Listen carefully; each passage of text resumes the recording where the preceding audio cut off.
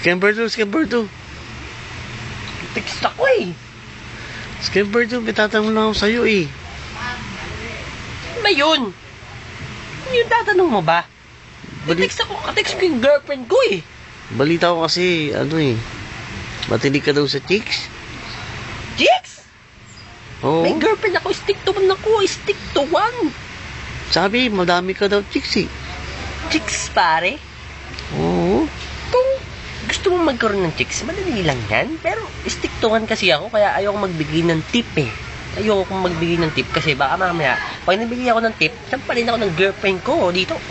Kaya nga, atin lang, bigyan mo ko tip. Gusto ko magkaroon ng chicks kahit isa lang.